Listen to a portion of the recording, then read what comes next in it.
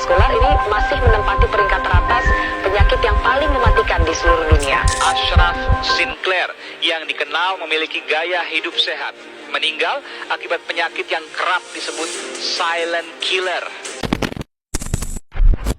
Hai, perkenalkan nama saya Ida Ayu Puteka Nandini dengan NIM 21. Pada video kali ini saya akan membahas tentang CT scan dan MRI jantung. See you, yuk simak videonya. Oke, pada video kali ini saya akan membahas tentang CT scan dan MRI jantung. Nah, apa itu MRI dan CT scan? Nah, CT scan adalah pemeriksaan CT jantung non-invasif yang berbasis sinar X. Nah, biasanya digunakan untuk melihat anatomi arteri koroner, mendeteksi plak aterosklerostik, dan menilai derajat penyempitan pembuluh darah. Nah, biasanya digunakan untuk penyakit jantung koroner, terutama pada pasien dengan nyeri dada stabil. Nah, MRI adalah pencitraan non-invasif tanpa radiasi yang menilai struktur, fungsi, dan jaringan miokard. Nah, CMR ini biasanya digunakan untuk mengukur volume ventrikel dan LVEF.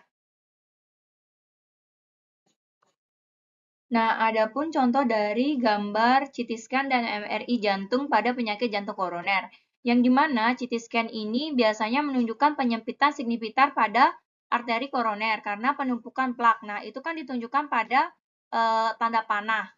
Nah, sedangkan pada MRI jantung ini biasanya menunjukkan area cerah yang ada pada jaringan miokard, biasanya menunjukkan adanya parut karena infak miokard. Nah, itu dia perbandingan dari gambar CT scan dan MRI jantung. Adapun nilai normal dari CT scan dan MRI jantung, yang dimana nilai CT scan yaitu 0 dianggap normal dan menunjukkan resiko sangat rendah terjadinya penyakit jantung koroner. Sedangkan 1-100 biasanya menandakan aterosklerosis ringan hingga sedang. Sedangkan lebih dari 100 biasanya menunjukkan aterosklerosis signifikan dan peningkatan risiko kejadian kardiovaskular seperti infak miokard. Nah, sedangkan pada MRI jantung biasanya nilai LVEF-nya itu yang normal berkisar antara 55-70% yang menunjukkan fungsi pompa jantung yang adekuat. Nah, sebagian menyediakan nilai normal volume ventrikel dan massa miokard yang telah distandari berdasarkan usia, jenis kelamin, interpretasi fungsi jantung menjadi lebih akurat. Nah, adapun prinsip kerja dari CT scan jantung. Pertama, tabung sinar X berputar mengelilingi pasien.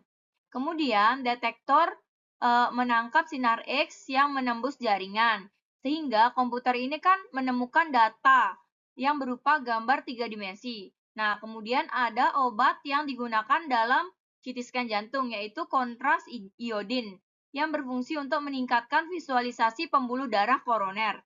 Nah, setelah itu terjadi sinkronisasi dengan EKG, yang digunakan untuk mengurangi artefak gerakan jantung. Nah, setelah terjadilah dan keluarlah hasil dari CT scan jantung. Yang kedua ada prinsip kerja MRI. Nah, pertama kan medan magnet kuat menyelaraskan proton hidrogen. Kemudian gelombang radio RF mengeksitasi proton. Setelah itu proton ini memancarkan sinar saat kembali ke posisi awal. Nah, setelah sinyal ditangkap dan diolah dengan berbagai sekuens seperti chain MRI ini berfungsi untuk melihat fungsi ventrikel, terus T1 atau T2 ini berfungsi untuk melihat edema atau fibrosis, sedangkan LGE ini berfungsi untuk melihat infak dan jaringan parut.